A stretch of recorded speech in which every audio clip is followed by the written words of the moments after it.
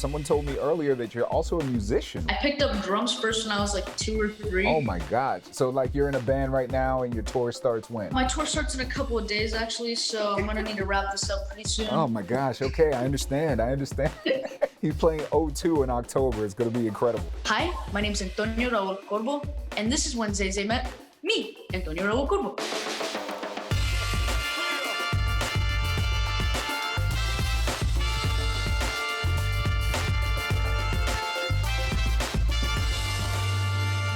¿Qué pasa y cómo está mi gente? I am Zay Zay and welcome to When Zay Zay Met. Today, we're meeting with an amazing young actor who starred in screens of all sizes. You know him from comedies like Brooklyn Nine-Nine and of course Broke.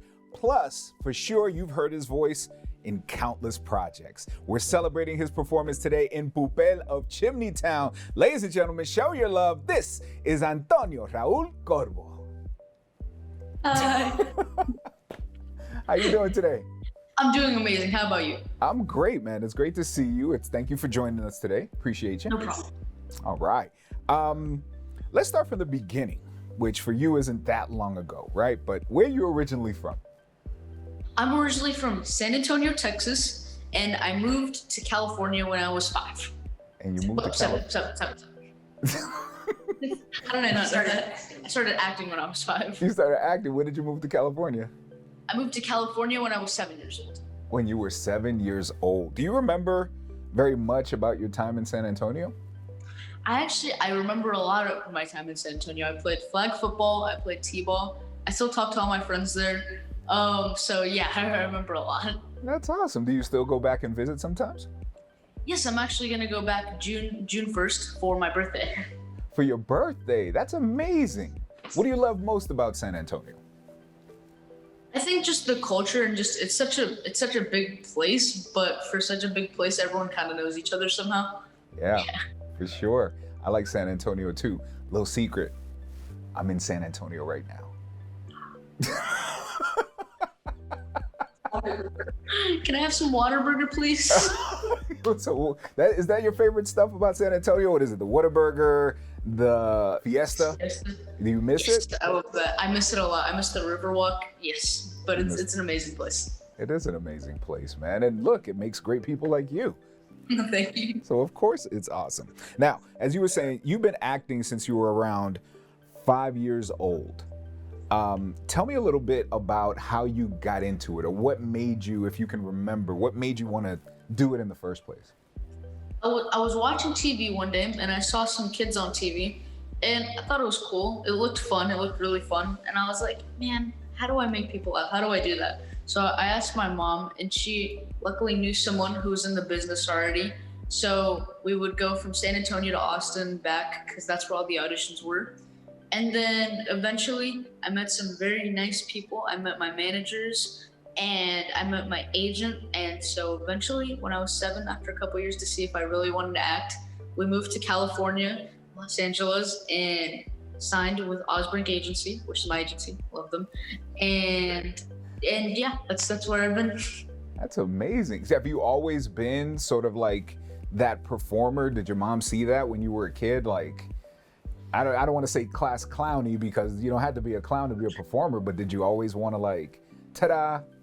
Definitely. I always loved music. My mom used to work at Fiesta, Texas, which is Six Flags if you don't know. Yeah. But she used to sing there, and when I was like 3 months, she'd like bring me on stage, and she used to be like this, and she'd sing and stuff. So it would be funny. Ah, man, that's so cool. Yes, and I understand. Someone told me earlier that you're also a musician. What do you play? I play guitar, drums. I want to learn piano, but I haven't learned it yet. And yeah, Guitar and drums. Which did you pick up first? I picked up drums first when I was like 2 or 3, and then I picked up guitar when I was 5. But like really pick up drums when you're like 2 or 3, or like, cause I feel like every 2-year-old can like bang a drum. Bang a drum. I think when did I start taking like full lessons? I was 3 when I started taking full lessons. Full lessons at 3. Oh my gosh. So like you're in a band right now and your tour starts when? In October? My tour starts in a couple of days actually, so I'm gonna need to wrap this up pretty soon. Oh my gosh. Okay, I understand. He's playing O2 in October. It's gonna be incredible. Years from now, how do you want people to remember you? I think originally it was to walk on a carpet, but I've done that already with Poupelle of Chimney Town, so that was cool. I think really what I really want now is just to touch as many people as I can in the world and just make as much of a difference as I can before I either A, retire, or I'm not on Earth anymore, but that's going to be a while away because I'm turning 13. So You got time. You got so much time. And yeah, I mean, it's a big deal to make a big difference in the world. You have any other kind of passions outside of performing? I like football a lot. I really wanted to play basketball, but I'm not tall at all. I don't know if you know this, but I'm like 4'11" or something like that, right? I am like really, really short, so I don't think that'd work out. But I want to start playing football. I might start flag football soon, hopefully. So I need to go to the gym. Trust me, you got plenty of time. And there's also these things called growth spurts that happen to all of us at some point. So just wait. Maybe high school, maybe later high school, maybe college, maybe over one summer, you're gonna go from 4'11" to like 6'2", and your mom's gonna be like, oh my gosh, what do I feed you now? And then you're gonna say, Whataburger. Yes.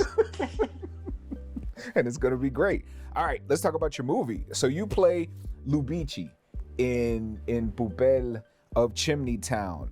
Tell us about your experience with not only Poupelle, but also this type of acting, because you act in comedies, you act in films, and you also do a lot of voice acting. Tell us about your experience voice acting in Poupelle. It was a little different from everything I've really done before. I'm really used to Western animation and not anime. So it was a little different, and I really liked the challenge trying to match my voice, my speed, and my inflection to the lips and animation that's already been made. I really liked that because I think it provided a very good challenge that I was needing in voiceover, because normally what I do is I read a script, I go on a couple minutes later, I'm there for like 15 minutes and then I leave, because it's pretty quick, especially now. Yeah. But I really liked that Poupelle really gave me like a really hard challenge that I was able to overcome, thankfully. And if you want to see if I overcome it or not, it's going to be on VOD and digital download May 17th and Blu-ray and DVD May 31st. So go check it out. Absolutely. We got to check that out. So when you did stuff like Elena, or you did stuff like Rocketeer, or even SpongeBob, you really, it didn't take that long, huh? Because they hadn't created the animation yet. Is that the biggest difference? Yeah, well, all they had was a storyboard, which is like a rough idea of what's probably gonna happen in the scene, but it can always change. Yeah. So it's like some like little sketches of like one scene, and it's probably like 2 sketches for one scene, and it's pretty simple. No coloring or anything, black and white.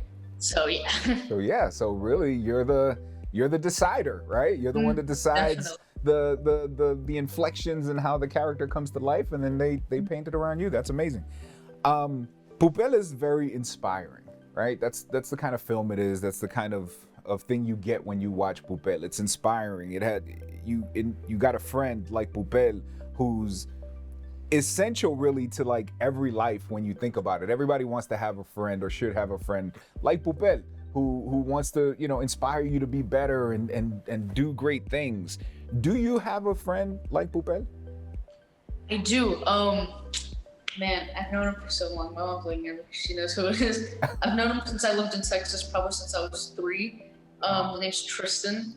He's awesome. He's a talented player of any sport. He plays golf, baseball, basketball, and he's gonna start football soon. Awesome. Nice. Yeah, he's a really awesome person.